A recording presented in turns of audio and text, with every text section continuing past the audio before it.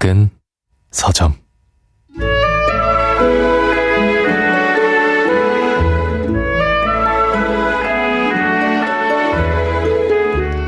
오늘은 엄마가 죽었다. 아니, 어쩌면 어제. 모르겠다.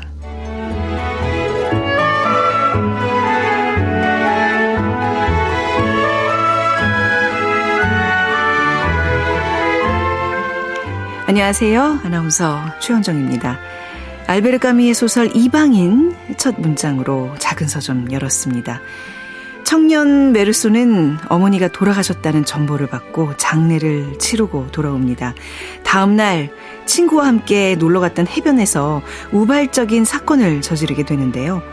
추후 재판 과정에서 보인 그의 냉담한 태도는 사회와 단절된 이방인으로서의 모습을 부각시키죠. 자, 자세한 이야기는 잠시 후 최민석의 불타는 문학에서 들어보고요. 작은 서점 크루들의 특별한 큐레이션, 오늘 이 책부터 만나보겠습니다.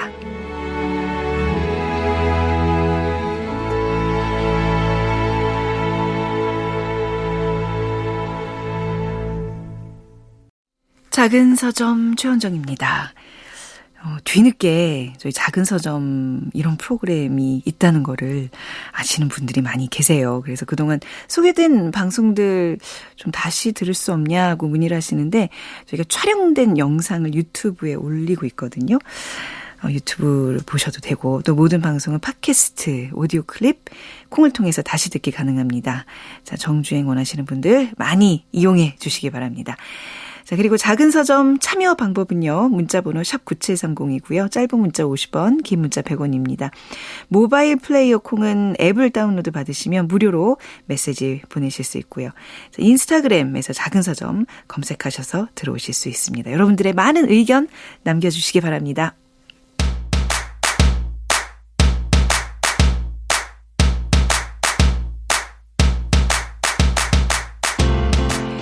요즘 서점에는 어떤 책이 나오고 있을까요? 그중에서 가장 읽고 싶은 책을 소개해드립니다. 작은 서점 크루들의 특별한 큐레이션, 오늘 이 책.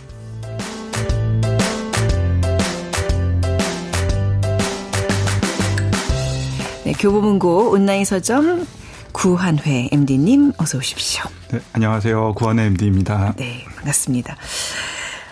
오늘 두꺼운 책을 한 권 들고 오셨는데요. 이게 미스터리 소설이라고요. 굉장히 이야기거리가 많은 작가의 신작이라고 하는데, 우선 저는 이 두께에 좀 압도가 되는데요. 몇 페이지에 이게? 한 500쪽 정도 되는 책인데요. 네. 이게 금방 읽을 수 있는 책이다라는 부분 잠시 후에 말씀드리겠습니다. 네. 어떤 책인가요? 오늘 굉장히 유명한 소설가의 책을 가지고 왔는데요. 네. 그래서 오늘 책 이야기는 한번 가벼운 질문으로 시작해 보려고 합니다. 네. 혹시 한국 독자가 가장 사랑하는 외국 소설가라고 하면 네. 누가 먼저 떠오르시나요? 지금 살아있고 네. 신작을 계속 내는 작가 중에서 한번 편하게 말씀해 주시면 될 것 같아요. 알랭 드 보통, 무라카미 하루키? 베르나르 베르베르 모두가 다 사랑하는 그런 작가들 이름이 그냥 쑥 떠오르는데요.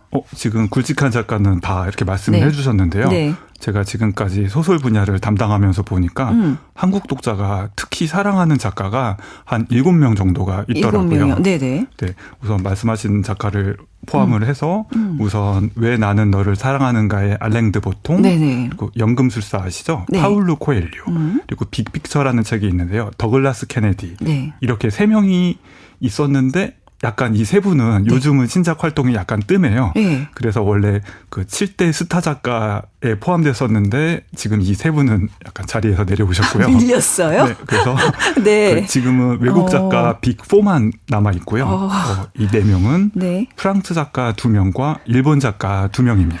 이거 무슨 굉장히 순위 다툼하듯이 굉장히 긴장되는 경쟁인데요. 프랑스 작가 2명과 일본 작가 2명. 그러면 아까 제가 언급했던 베르나르 베르베르는 꼭 들어갈 테고 무라카미 하루키도 빠질 수 없고. 네. 베르나르와 하루키. 책을 전혀 안 읽는 분도 이름은 알 정도로 유명한 네. 작가인데요. 이 두 분은 들어가고요. 네. 그리고 나머지 2명이 남았는데 프랑스의 기욤 미소와 일본의 히가시노 게이고입니다. 방금 드린 질문이 네. 한국 독자가 가장 사랑하는 외국 작가는 누구인가였거든요. 네, 네. 근데 정답은요. 지금 기준으로는 히가시노 게이고입니다. 오늘 준비한 책의 주인공이기도 합니다. 히가시노 게이고 작품 이분의 그 작품이 영화나 드라마로도 많이 만들어졌다는 것까지는 아는데 그렇게까지 막 한국인의 최고 인기 작가인가요, 이분이? 조금 낯선데요? 그래서 약간 의아해하시는 분들도 있는데요. 간단하게 판매 데이터를 보면은 네. 2010년부터 2019년까지 10년 동안 우리나라에서 가장 책이 많이 팔린 소설가입니다. 아, 그래요? 네. 그리고 2010년대에 가장 많이 팔린 소설 1위 역시 네. 히가시노 게이고의 책이었는데요. 네. 바로 나미야 잡화점의 기적입니다. 맞아요. 그 책 굉장히 유명했었어요. 네. 그 제목처럼 완전 기적 같은 베스트셀러인데요. 네. 2012년 12월에 출간이 되었거든요. 근데 2013년부터 2018년까지 교보문고 연간 베스트 톱10에 6년 연속 포함되었습니다. 5위, 8위, 4위, 5위, 4위, 9위 이렇게 기록했거든요. 네네. 실로 전무후무한 기록이고요. 이 책뿐만 아니라 히가시노 게이고의 수많은 책들이 나오기만 하면 뜨거운 사랑을 받았습니다. 네. 아니 월간도 아니고 연간으로 6년 연속 톱10을 지킨다는 게 와 진짜 이건 대단한 거죠. 또 나오지 않을 것 같습니다. 이런 기록. 아니 특히 이제 한국 독자의 사랑이 진짜 대단한 건데 이게 한국에서의 현상인가요? 아니면 일본에서도 유명하고 사랑받는 작가인가요? 일본에서 차지하는 위상은 더욱 압도적입니다. 더욱더, 네. 네. 지난 2023년 봄에 일본에서는 히가시노 게이고에 대한 뉴스 하나가 큰 화제를 모았습니다. 작가가 지금까지 발표한 책들의 누적 판매량이 1억 부를 돌파했다는 내용이었습니다. 그래서 네네. 출판사들이 연합해서 고맙습니다. 히가시노 게이고 하면서 기념행사를 열기도 했는데요.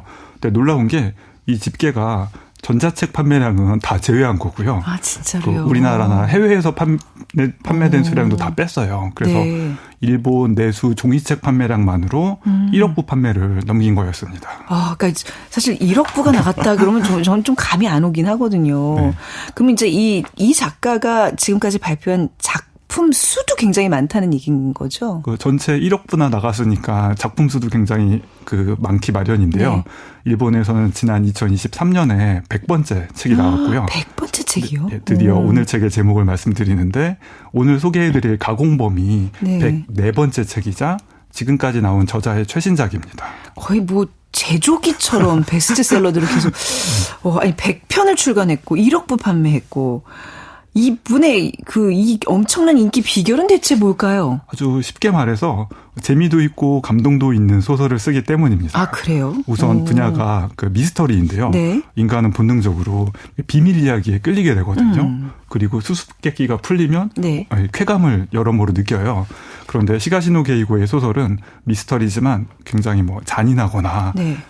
자극적이지는 않거든요. 그래서 균형감이 굉장히 좋기 때문에 남녀노소 모두 즐기기에 괜찮습니다. 네. 게다가 이 작가의 장점은 무엇보다 뭐니 해도 엄청난 생산력입니다. 생산력? 네. 네. 독자가 읽는 속도보다 히가시노 게이고가 쓰는 속도가 더 빠르다. 아, 진짜 그렇겠네요. 이런 말이 있을 정도거든요. 네. 그래서 이렇게 작품과 작품 사이의 간격이 이렇게 짧고 모든 작품이 고르게 대중성과 작품성이 높으니까 그러니까 눈덩이가 굴러가듯이 팬들도 계속 확대되어 왔습니다. 네.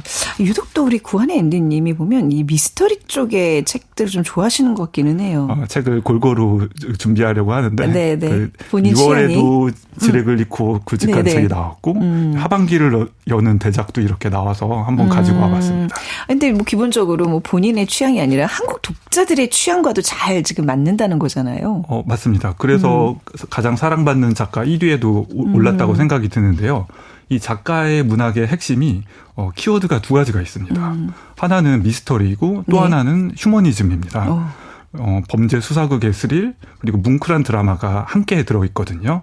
특히 아까 말씀드린 나미야 잡화점의 기적은 그러니까 환상적인 요소가 있긴 하지만 이건 장르 소설은 아니에요. 네. 미스터리도 아니고 일반 대중소설이거든요.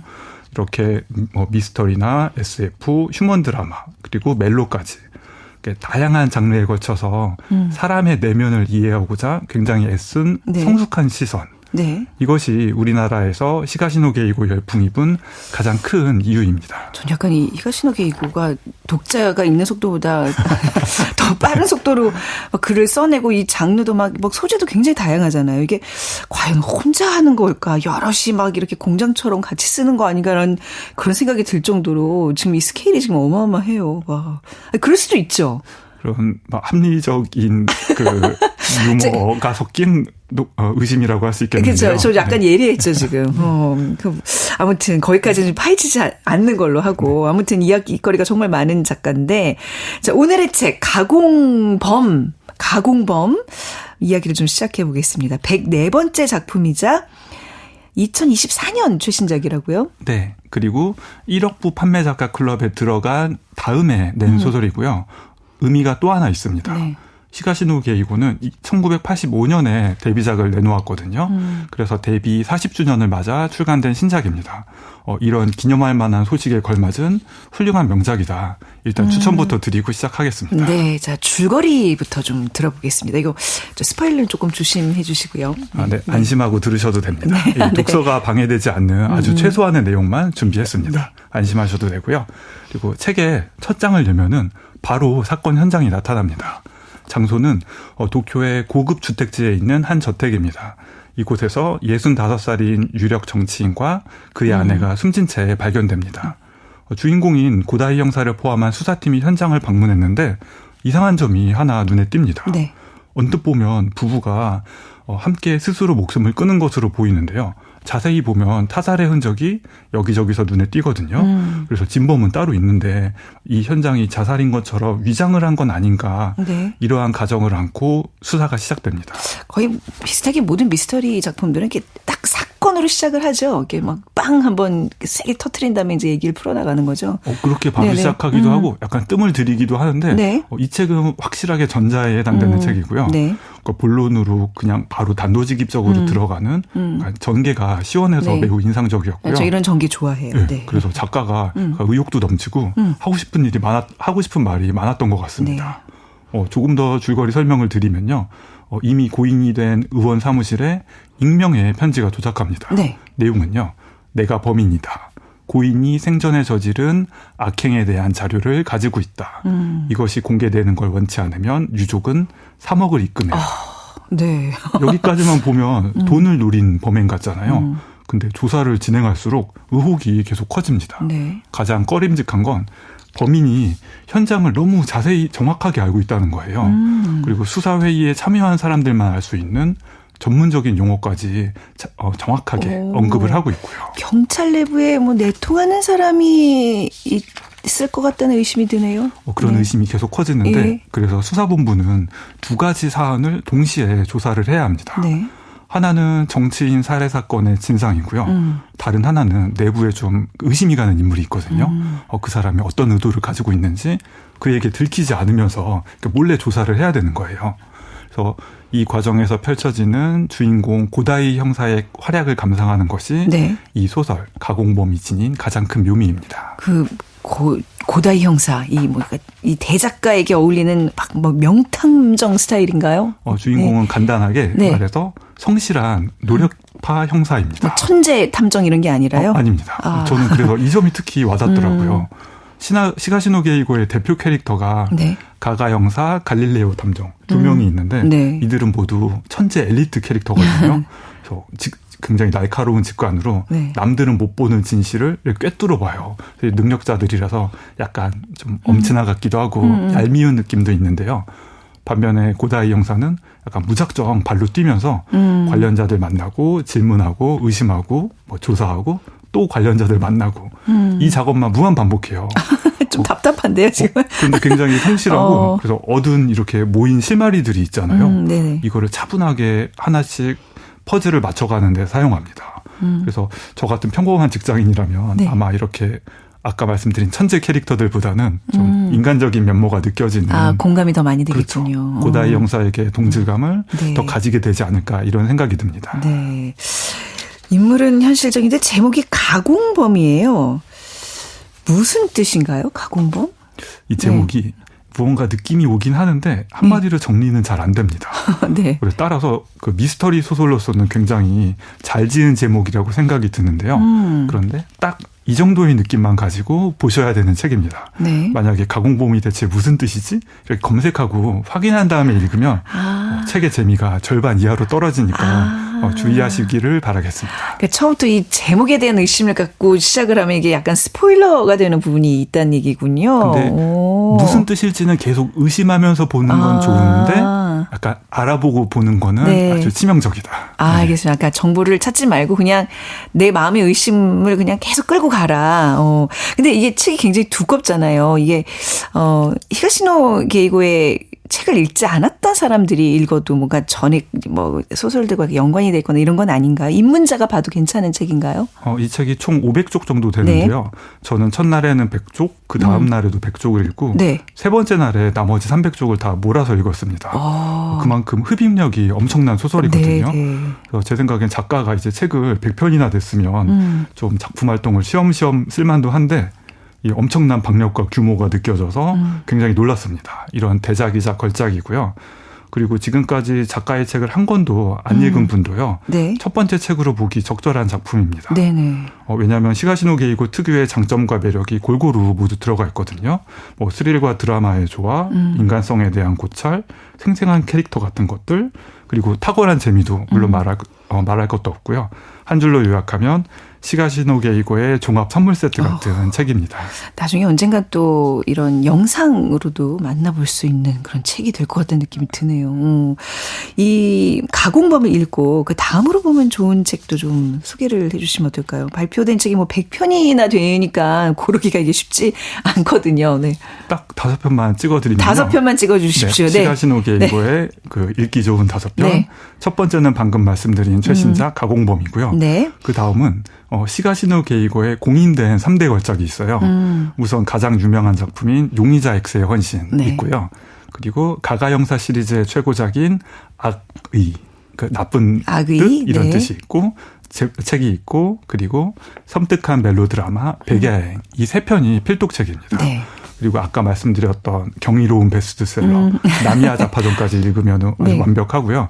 여기까지 읽으신 다음에 그 다음 책들은 내용 요약만 보시면은 이 책 읽어야겠다, 말아야겠다, 감이 확 잡히실 거예요. 저는 내용 그 요약만 보라는 얘기인 줄 깜짝 놀랐습니다. 끝까지 들어봐야 그런 말씀을. 네. 자, 오늘 이 책과 어떤 음악이 어울릴까요? 이 책에 보면은 네. 주요 등장인물이 무대가 1985년이 잠깐 나오거든요. 네. 영화 백투더퓨처를 보러 가는 장면이 나오는데요. 네네. 그 영화의 주제가가 파워 오브 러브. 사랑의 힘이에요. 네네. 약간 이 책의 내용과 어울리는 면이 있다. 네, 그런 제목이라서 네. 가지고 왔습니다. 알겠습니다. 자, 속도감 있는 추리소설을 원하신다면 오늘 이 책 히가시노 게이고의 가공범 꼭 한번 읽어보시기 바랍니다. 자, 노래 들으면서 우리 구한회 MD님과는 인사 나누도록 하겠습니다. 감사합니다. 감사합니다.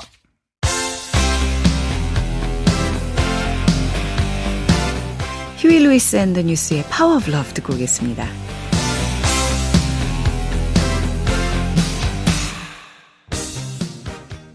작은 서점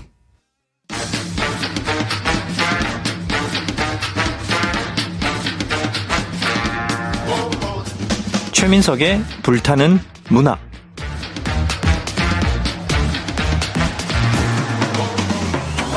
우리의 마음을 저미는 명작 오랜 시간 살아 숨쉬며 여전히 불타오르는 명작 앞으로 그런 명작이 될 거라 여겨지는 작품까지 최민석 작가가 아끼는 명작 이야기 작은 서점에서 풀어봅니다. 소설가 최민석의 불타는 문학.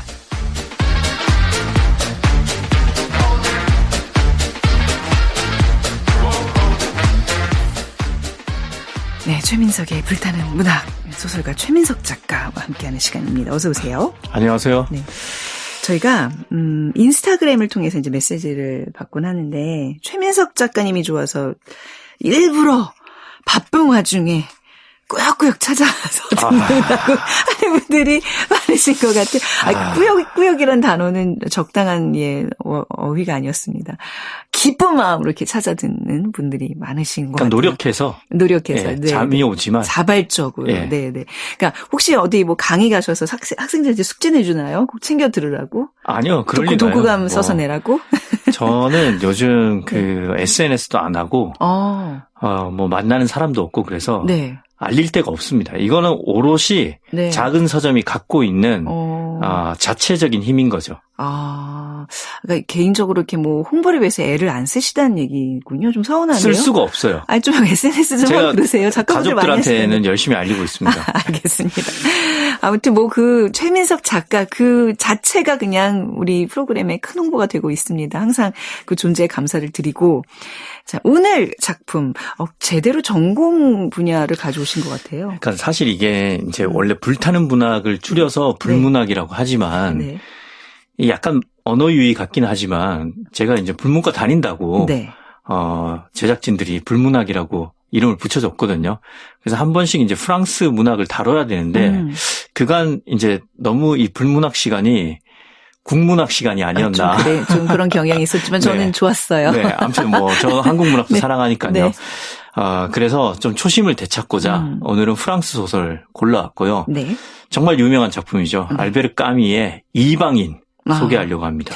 자, 그렇다면 우리 알베르 까미에 대해서 좀 먼저 얘기를 한번 해볼까요? 어떤 작가였죠? 까미는 1913년 알제리의 몽드비에서 9남매 중에 둘째로 태어났습니다. 일단 9남매 중에 둘째. 여기서부터 뭔가 느껴지죠? 가정 형편이 뭐 넉넉하진 않았겠죠. 이러다 보니까.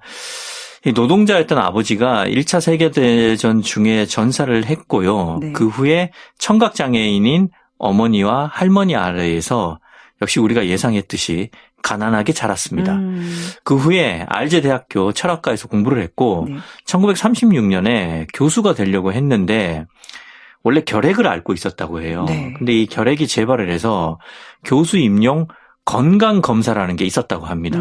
이때에는 그러니까 교직자들 고등학교 교사뿐만 아니라 대학 교수들도 혹시나 건강이 안 좋으면 학생들한테 감염을 시킬 수 있기 때문에 건강검사를 받는데 여기에서 탈락을 해서 교수 되는 걸 단념을 했고요. 이후에는 대학을 졸업해서 진보적인 성향의 일간지에서 기자 생활을 했습니다. 기자였어요. 기자 출신이었어요. 약간 이 사람의 문장에 여기 좀 영향이 있는 거죠? 그렇습니다. 그래서 기자 출신답게 단문으로 소설을 쓰고요.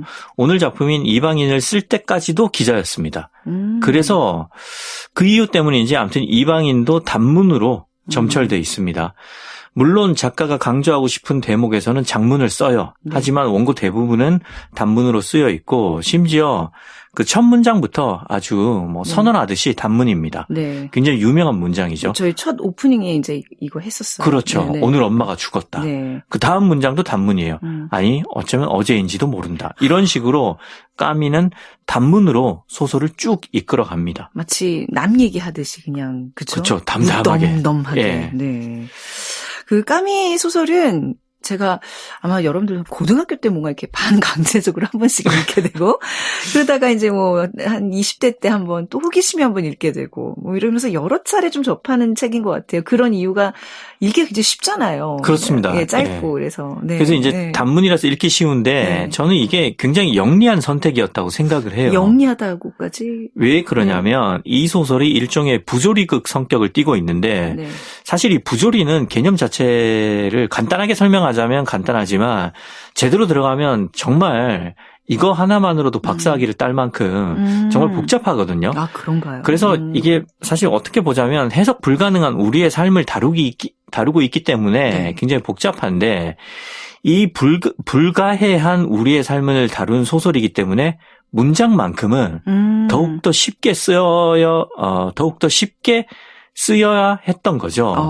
이렇게 보자면 까미가 단문 위주로 이방인을 쓴 것은 굉장히 영리한 선택이었던 것 같아요. 그러니까 어려운 내용을 장문으로 길게 이렇게 하면 이해하기도 힘들고 읽기도 힘들잖아요. 그러니까 이게 정말 그거 자체가 너무 읽기 싫어서 뭔가 이렇게 정말 그 자체가 너무 부조리한 뭐 그런 느낌인데 이게 굉장히 쉽게 부조리를 접근을 한다.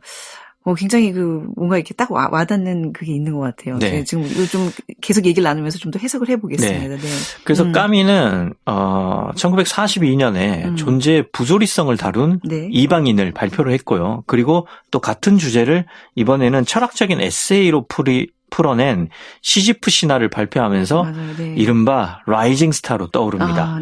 그리고 1947년에 그 유명한 작품, 페스트를 발간하면서 더 유명해지죠. 페스트. 이게 코로나19 때 또 이 책 좀 이렇게 각광받지 않았나요? 다시 이렇게 주목받으면서 사람들이 많이 봤죠. 예. 이제 역병이 돌면서 여기에 관한 그 뭐 문학 작품이 없나 그러면서 이제 사람들이 패스트를 많이 읽었고 언론에서도 많이 다뤘고요. 네. 조명을 했고요.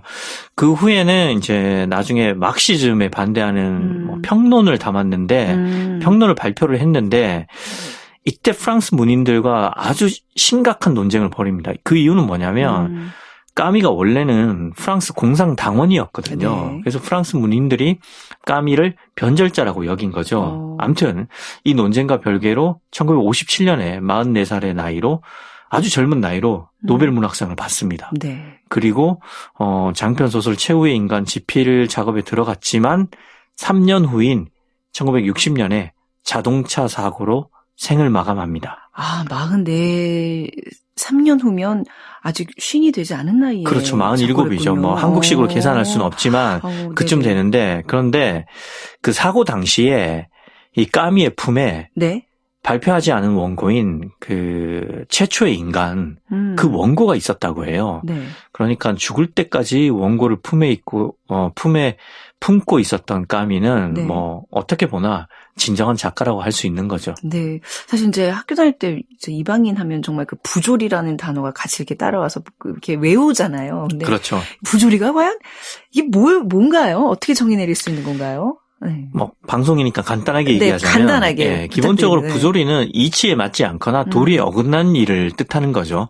나아가서 이제 철학적으로는 인생에서 그 의의를 발견할 가망이 없음을 말합니다. 네. 까미가 말하는 부조리는 후자입니다.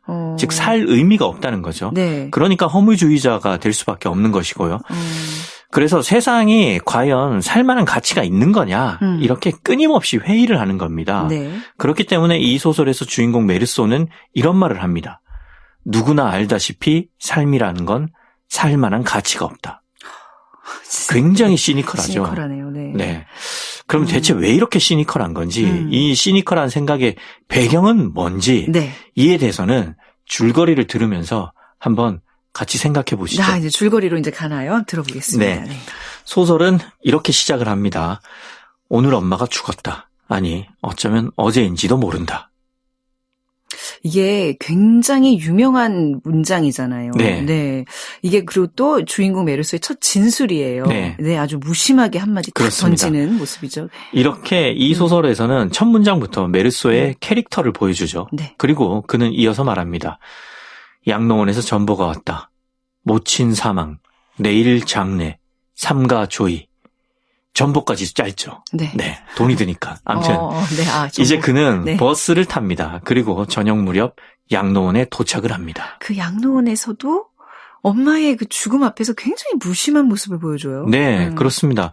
양로원 원장은 엄마의 시신이 놓인 작은 빈소로 나를 안내를 합니다. 나는 메르소죠. 문지기가 관 뚜껑을 열어서 엄마를 볼 수 있게 해주겠다고 하지만 나는 됐다고 합니다. 이유는 그냥 기분이 그랬기 때문입니다. 좀 일반적인 캐릭터라고는 볼 수 없을 것 같아요. 이게 나중에 문제가 됩니다.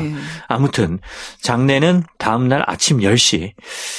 밤새 빈소를 지키는 동안 엄마의 친구들이 다녀갔습니다. 그중에 유독 흐느끼는 한 분이 있었죠. 그분에게는 엄마가 유일한 벗이었는데 이젠 혼자가 됐다는 사실에 슬퍼하고 있다고 문지기가 알려줬습니다. 엄마가 죽어서 슬픈 게 아니라 자기가 혼자가 된 게 슬프다. 이런 의미인데 좀 의미심장하네요. 그렇죠. 이런 진술이 바로 이 소설이 담고 있는 기본적인 정서에 대해서 말해주는 겁니다. 자, 이제 주인공 메르소는 사람들을 살펴봅니다. 각자 깊은 생각에 잠겨 있는 것 같습니다. 하지만 이 사람들이 무슨 생각을 하는지는 알 수가 없습니다. 다음날 아침 그리고 조촐한 장례가 치러졌습니다. 장지로 가는 길은 멀었고 또 몹시 더웠다는 것 말고는 딱히 기억나는 게 없습니다. 그러니까 이제 엄마가 죽었는데 이 주인공 메르소는 전혀 슬퍼하는 기색이 없잖아요. 그리고 왜 이런 모습을 보이는지 설명도 사실 없어요. 되게 불친절하게 이 주인공이 계속 이렇게 나오고 있어요. 그런 메르소는 엄마의 장례식에 대해서 딱 이렇게 평가를 합니다. 모든 게 급속하고 순조롭게 진행됐다. 이러면서 소설의 초반부 내용은 끝이 납니다. 아, 초반 내용이 이렇게 일부 마감. 네. 사실 이제 네. 그렇죠. 이 소설 2부로 구성되어 있는데 네. 이게 이제 딱 1부의 끝은 아니고 네. 한 그 중반쯤 됩니다. 네. 네. 자, 이쯤에서 노래 한 곡 좀 들어볼까요? 네. 소설에서 한 사람의 생이 졌잖아요. 한 사람의 생이 지듯이 잎도 나뭇잎도 언젠간 생을 다하고 지잖아요. 네. 불어 소설이기도 해서 프랑스 노래를 한 곡 골라왔는데요. 이브 몽땅의 고엽을 골라왔습니다. 나이가 있다 보니까. 아니, 지금 이게 여기랑 그렇게 붙는 거예요? 그냥 한 사람의 인생도 원래, 그냥 잎이 지듯이 굉장히 부조리한데요? 그 사상이? 이게 부조리고 예, 원래 방송은 이렇게 다 끼워 맞추는 거죠. 아, 그렇구나. 이게 이제 그 고엽이 그 원제를 보면 사실 낙엽이랑 같은 뜻인데 불어로는 레포이 모크트 죽은 잎이라고 써요. 모크트가 이제 죽은이라는 형용사거든요. 그래서 이제 고엽으로 번역을 합니다. 네. 아무튼 지금 장면과 좀 분위기와 어울리는 것 같아서 골라왔습니다. 이브 몽땅의 레포이 모크트. 네, KBS 라디오 작은 서점 최현정입니다. 최민석의 불타는 문학, 알베르 까뮈의 소설 이방인 소개해드리고 있습니다. 이제 줄거리 일단락을 마치면서 이브 몽땅의 고엽 들었는데, 굉장히 오랜만에 들어서 그런지 추억이 좋아요. 네. LP판 틀어놓은 것 같고. 자, 이 얘기, 이방인의 줄거리 좀 이어가겠습니다. 이제 일단 어머니가 돌아가셨고 장례를 치렀는데 이후 어떻게 되나요? 네. 장례를 마치고 집에 돌아온 나는 이제 지쳐서 쓰러진 채로 잠에 빠집니다. 다음날 아침 깨고 나서야 알았습니다. 오늘이 토요일이었다는 걸요. 그래서 좀 피곤했지만 나는 해수욕을 하러 가기로 했습니다. 토요일은 놓칠 수 없지 하는 마음으로 놀러 간 거예요, 소위. 그렇습니다. 쉽게 얘기하면, 네. 장례식 다음날 놀러 간 거죠. 그리고 거기서 직장 동료였던 마리를 만납니다. 나는 전부터 마리한테 마음이 있었어요. 그래서 오늘은 함께 영화를 보기로 했습니다. 그리고 일요일에는 늘 가던 식당에 가려다가 그만뒀습니다. 괜히 거기에 가면 엄마의 부고에 대해서 사람들이 이런저런 말을 할 테니까 그 말이 듣기 싫었던 거죠. 대신 발코니에 나가서 온종일 창밖을 구경했습니다. 다음 날에는 다시 출근을 하고 그 다음 날에도 출근을 했죠. 결국 달라진 것은 아무것도 없다는 생각이 들었습니다. 내가 사람을 죽이기 전까지는요. 그러니까 이게 갑자기 살인이라는 얘기로 이어지는 게 그렇죠. 너무 허걱했어요, 저는. 그러니까 이게 삶의 부조리를 다룬 소설이기 때문에 네. 우리의 삶은 어떻게 보면 유리잔처럼 한순간에 깨질 수 있는 거잖아요. 맞아요. 이렇게 이제 갑작스러운 전개를 하는 거죠. 그쵸, 의도된 것 같습니다. 뭔가 이게 법칙이나 뭐 이런 게 없이 그냥 무작위로 돌아간다는 거를 보여주고 싶었던 거죠, 작가가. 아무튼 메르소의 입장에서 자기가 저지른 이 살인은 전혀 예상치 못한 일이었습니다. 게다가 지금 어머니의 장례를 치르고 나서 얼마 되지 않은 상황이잖아요. 그렇습니다. 네. 내 살인의 이유가 같은 층에 사는 레몽이라는 사람과 친해진 게 그 이유의 시작이라면 시작일까? 아무튼 나는 이 벌어진 일들을 한 번씩 되짚어 봅니다. 네. 레몽은 애인이었던 여자한테 속은 것 같다면서 복수를 하고 싶다고 나한테 말했습니다. 그래서 나는 그의 부탁을 들어주기 위해서 그 여자한테 보내는 편지를 대신 써줬습니다. 여기서 이제 그 레몽과 엮이면서 사건이 커지는 거죠. 그렇죠. 네. 그리고 이제 얼마 후에 레몽의 제안으로 레몽의 친구네 별장에 놀러를 갔습니다. 예. 그리고 그때 바닷가에서 아랍계 남자 2명과 마주쳤어요. 그런데 레몽은 그 사람들을 보고 자신한테 복수를 하기 위해서 여자 쪽에서 보낸 사람들이라고 했어요. 네. 그들은 칼을 가지고 있었고 레몽의 주머니에는 총이 있었습니다. 나는 이제 레몽을 말리기 위해서 총을 넘겨받았죠. 예. 그리고 약간의 다툼으로 서로 부상을 입긴 했지만 그렇게 적당히 소동은 일단락 되는 듯 했습니다. 그렇죠. 요 상태로 그냥 끝나는 거면 그냥 소동으로 마무리되는 건데 이게 이대로 마무리되지 않는다는 게 문제잖아요. 네. 이 내용을 아니까 막 들으면서 조마조마해요. 휴가를 망친 게 아쉬워서였을까요? 네. 아니면 그냥 나 혼자 잠시 혼자 있고 싶어서였을까요? 나는 바닷가로 향했고 거기서 아까 그 아랍인 중 한 명을 마주치고 말았습니다. 네. 그리고 그 남자가 칼을 꺼내 들자 내게 남아있는 기억은 그저 강렬한 태양빛에 그 칼이 번쩍거렸던 기억밖에 없습니다. 그래서 나는 그만 탕 그를 쏘고야 말았습니다. 이렇게 됐고 나서 이제 재판을 받잖아요. 네. 재판을 받는 내내 검사는 내가 처음부터 그 남자를 죽일 생각이었다. 이렇게 주장을 합니다. 죽일 생각이었다고 주장해요? 네. 계획살인이었다는 거죠. 정당방위였다고 얘기를 해도 모자랄 판에. 그렇죠. 검사는 그렇게 얘기를 합니다. 네. 그리고 엄마의 장례식에서 내가 보인 행동이 정말 이상했다고 말을 하죠. 아니 장례식에서 보였던 그 아까 막 얘기했던 그 무심한 행동들 있잖아요. 네. 엄마를 엄마의 임종을 못 봤는데도 네. 엄마의 얼굴을 확인을 안 하고 이런 것들이 다 이제 목격자들의 증언이 막 나와요. 이 사람 좀 이상했다고. 그죠? 그렇죠. 네. 엄마가 돌아가셨는데 눈물도 한 방울 흘리지 않고 뭐 시신을 보는 것도 거부한 냉혈한이었다고 그렇죠. 네. 사람들이 증언을 하죠. 그렇게 되자 사람들은 내가 말하는 것을 전혀 듣지 않습니다. 그래서 나는 스스로를 이방인이라고 느낍니다. 네. 나는 그렇게 사형을 선고받고 소설은 끝이 납니다. 네.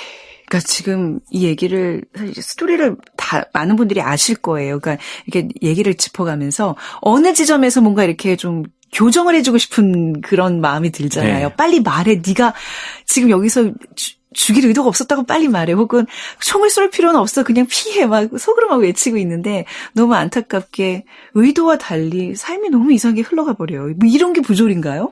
그러니까 메르소는 기본적으로 허무주의자이기 때문에 말하잖아요. 이 세상은 모두가 알다시피 살만한 가치가 없다. 허무주의자이기 때문에 여기에 대해서 뭐 적극적으로 항변할 만한 의지도 없고 자신은 그냥 느낀 대로 있는 그대로 얘기를 했을 뿐인데 그것이 일반 사람들의 상식과 맞지 않다는 겁니다. 그러니까요. 이 이제 작품 얘기를 차차 해나갈 텐데 메르소는 어떻게 보면 굉장히 솔직한 사람이에요. 그냥 지쳐서 지쳤을 뿐이다. 뭐 이렇게 얘기하는데 사람들의 상식에 맞지 않다는 거죠. 그러니까 명작임에도 불구하고 많은 분들이 이 책을 딱 읽을 때 그 느낌이 불편하다 이런 느낌이 좀 있을 것 같아요. 그쵸. 네, 좀 그랬거든요. 왜 어떻게 눈이 부셔서 사람을 살인을 한다고 자기가 그렇게 증언을 해요. 앞뒤에 상황이 있을 텐데 그 얘기를 왜 다 빼놓고 하는 거죠? 네. 그러니까 이게 메르소의 캐릭터인데 메르소는 정말 그냥 있는 사실 그대로를 얘기한 거예요. 사실 그대로를 얘기했는데 그 사실을 그대로 받아들이지 않고 그 뒤에 담긴 의미들 그다음 자신들이 자의적으로 해석한 것들로 인해서 곡해된 의미가 생산되는 것이고 그걸로 인한 소통이 실패를 하고 결국 우리가 살아가는 이런 세상 삶은 실패할 수밖에 없는 하나의 거대한 부조리극과 같다. 그게 이제 이 소설이 기본적으로 깔고 있는 생각이고요. 사실 저는 이 소설을 읽으면서 그 작품이 다루고 있는 인간의 본성이 굉장히 흥미롭더라고요. 이 소설이 엄마의 죽음에서부터 시작이 되잖아요. 그래서 메르소는 엄마의 장례식에 가죠. 그런데 장례식에서 만나는 인물들이 하나같이 다 이상합니다. 일단 주인공은 얘기를 하자면 엄마가 오늘 죽었는지 어제 죽었는지 모릅니다. 정확히 말하면 이걸 개의치 않는 거죠. 아울러 엄마가 죽었는데 울지도 않고 엄마의 나이도 모릅니다. 그때 그가 서술하는 것은 그냥 자신의 몸이 피곤하다거나 장례식장 관리인이 건네준 카페오레가 맛있었다거나 아니면 장례식이 끝났기에 이제는 푹 잘 수 있다는 겁니다. 아울러서 엄마의 장례식에 온 한 할머니는 고인의 절친이었다 하면서 이제 자신이 외톨이가 됐다면서 웁니다. 즉 이 소설은 한 인간의 죽음을 앞둔 사람들의 모습을 통해서 인간의 본성을 보여주는 거죠. 극단적인 상황에서도 인간은 자신에게 가장 집중하는 존재라는 걸요. 어떻게 보면 이기적이라고 평가할 수도 있지만 까미는 그렇게 단정 짓지는 않습니다. 그냥 이게 인간의 본성이다. 장례식장에서도 육개장 맛있잖아요. 장례식장에서도 카페오레 맛있고 피곤하면 졸린다. 네. 이게 인간의 본성이고 이렇게 주장을 하는 거예요. 네. 그런데 흥미로운 거는 메르소가 엄마의 장례식장에서 보여준 이 행동들. 엄마 시신 앞에서 울지도 않고 카페오레를 맛있게 마시고 엄마 나이를 정확하게 답하지 못한 것들 때문에 네. 지금 저한테 갑자기 아버지 나이 지금 몇 살이냐 계산해보라고 하면 헷갈리거든요. 47년생이란 건 기억하지만. 네. 그러니까 이런 것들 때문에 결국은 다른 사건의 재판장에서 네. 유죄 판결을 받게 되는 거죠. 이거 직접적인 사실 증거들이 아니잖아요. 정황 증거도 될 수 없는 것들이 정말 다른 사건인데 이걸 연관 지어가지고 저 사람은 자체가 살인을 충분히 의도할 만한 어떤 인품이야. 그러니까 본성을 갖고 있다. 본성이 있어 하면서 유죄 판결을 내리는 거죠. 악마화시키는 거죠. 그건 사실 법정에서도 문제가 되는 그렇죠. 사안이죠. 물론 이제 소설에서 벌어지는 사건이기 때문에 그렇긴 하지만 아무튼 그래서 이 작품에서 까미는 자기 자신을 생각하는 건 인간의 본성인데 이런 점 때문에 유죄 판결을 받아야 하는 이 세상의 인식이 불합리하다 이렇게 얘기하는 거죠. 예. 물론 메르소는 살인을 저질렀고 그래서 유죄를 받았죠. 그런데 웃긴 거는 그가 사형을 선고받은 이유가 그가 저지른 살인의 몰인간성이나 무자비함 때문이 아니라 메르소가 엄마의 장례식장에서 보여준 인간의 본성 때문이었다는 겁니다. 이게 바로 이 소설의 묘미이자 주제를 강화시키는 훌륭한 요소라고 볼 수 있는 거죠. 네. 아까 또 그 말씀하셨잖아요. 이 뭔가 소통의 문제가 있다. 이 주인공이 왜 우리가 항상 이런 어떤 엄한 일을 좀 당했을 때는 자기를 방어하기 위해서 변명도 하고 거짓말도 하고 최선을 다해서 자기를 지키잖아요. 근데 왜 이 사람은 처음부터 그런 의지가 전혀 없었을까요? 네. 차차 짚어보죠. 이 소설은 1부와 2부로 구성이 되어 있고 1부는 메르소가 살인을 저지르기 이전까지의 과정을 다소 객관적인 입장에서 서술을 해요. 그래서 1부의 메르소는 좀 건조하고 매사에 심드렁하죠. 그리고 2부는 메르소가 살인을 저지르고 체포된 후의 과정을 다루는데 2부에 나오는 메르소와 검사에 대한은 우리가 가진 편견이 얼마나 무섭게 작용하는지 보여줍니다. 검사는 메르소를 애초부터 계획적인 살인을 저지른 흉악범으로 규정을 하죠. 그렇기 때문에 자기가 세운 그 계획적인 살인이라는 가설을 입증하기 위해서 메르소한테 왜 첫 발을 쏜 후에 네 발을 더 쏘았는지 집요하게 묻습니다. 그런데 메르소가 왜 대답을 불성실하게 했냐면 불성실한 게 아니었어요. 사실 메르소는 별 생각이 없습니다. 이게 메르소예요. 그냥 태양 때문에 잠시 혼자라는 듯한 기분이 들어서 알 수 없는 기분에 취해서 그냥 방아쇠를 당겨버린 것뿐인 겁니다. 그러니까 이것도 어떻게 보면 부조리죠. 마침 친구를 말리려고 그 총을 갖고 있었고 그래서 가지고 있었는데 그냥 당겨졌다. 물론 이제 잘못된 행동이긴 하지만 그것 때문에 이제 인생이 무너지는 거죠. 상대도 죽고. 근데 이러한 그 행동을 검사의 가치관으로는 도저히 납득할 수 없는 겁니다. 태양 때문에 잠시 혼절해서 정신을 잃었다? 때마침 그때 그것 때문에 살인이 일어났다? 왜냐하면 검사는 기독교인이었고 그의 가치관으로는 죄를 지은 모든 인간은 회개하고 후회해야 마땅하는 겁니다. 그래서 메르소한테 후회하냐고 물어봅니다.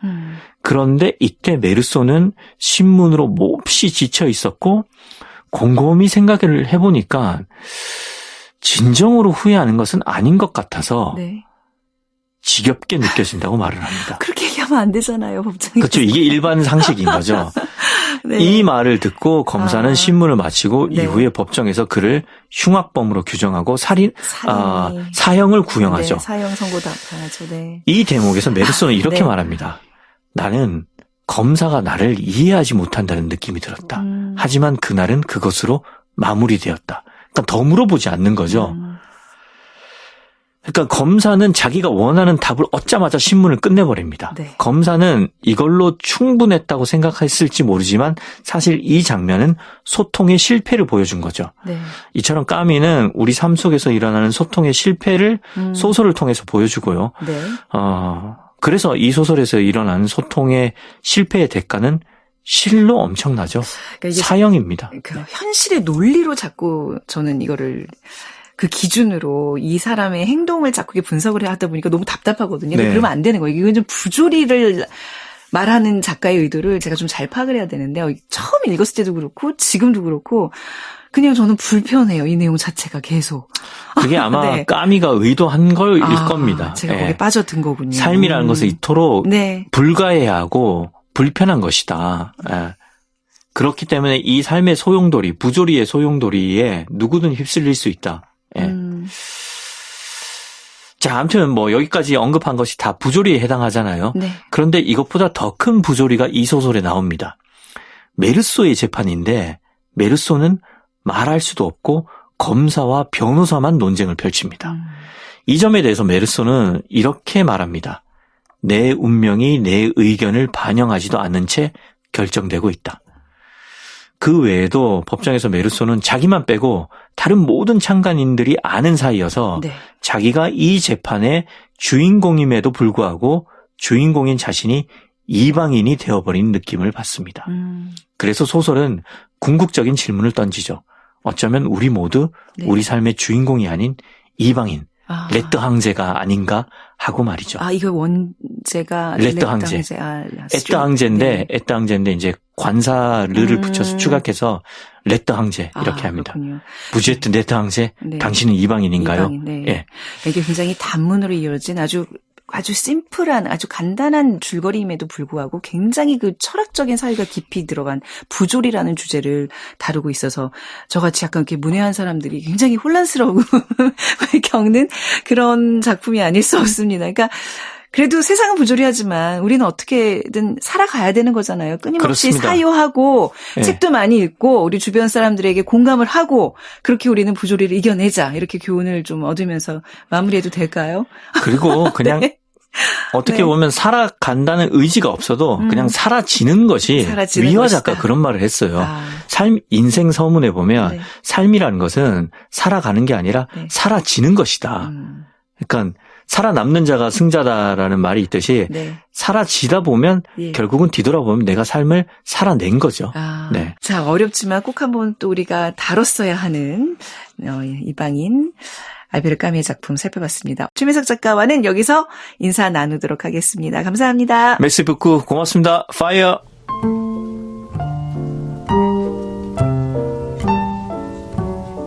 작은 서점도 오늘 이 시간 마무리하겠습니다. 지금까지 아나운서 최현정이었습니다.